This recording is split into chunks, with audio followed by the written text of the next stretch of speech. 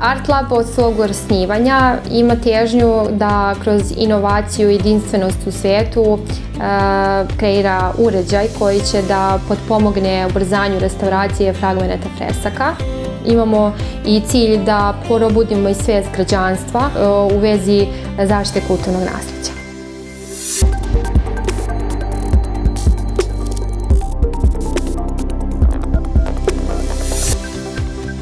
U vezi konzervacije zidnog slikarstva, odnosno fragmenata fresaka, primjenjuje se tradicionalan pristup. Naša veština, odnosno naše unapređenje cijelog procesa bazira se na tehnološkom pristupu, kreiranju uređaja koji će imati mogućnost da skenira svaki fragment freske i da kroz jedan specijalizovani softverski program izvede mogućnost mečovanja, odnosno takozvanog prepoznavanja idealnih spojeva između fragmenata fresaka i time se smanji vremenski interval za vraćanje jedne fresko cjeline u jedinstvenu formu.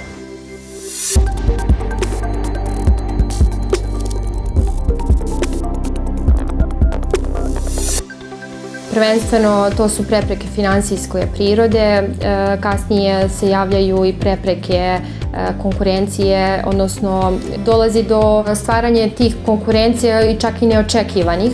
Najveći problem zapravo u ovom slučaju je neprihvatanje kulturnih institucija, odnosno druge vrste stručnjaka koje nemaju neku težnju, odnosno želju da naprede restauraciju, odnosno zaštitu kulturnog naslijeđa na neki drugi nivo.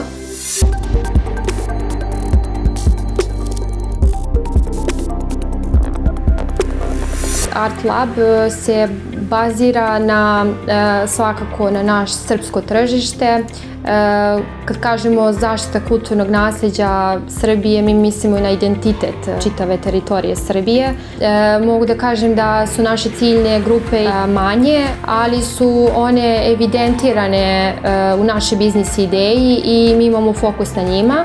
Pre svega su to verske zajednice koje spadaju same sakralni objekti. S druge strane imamo državne kulturne institucije koje spadaju Zavod za zaštitu spomenika kulture i muzeje i galerije. I imamo jednu posebnu ciljnu grupu koja je za nas izuzetno bitna. To su privatni korisnici, odnosno čuvari kulturne baštine koji posjeduju u svojim kolekcijama mnogobrojna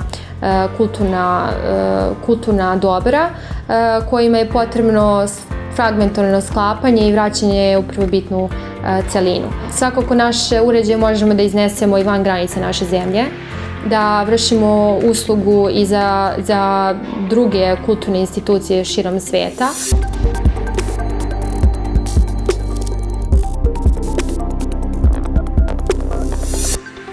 Naša zemlja pre svega obiluje sa mnoštvom inovativnih ideja. Naša zemlja je zemlja bogata kulturnim naslijeđem.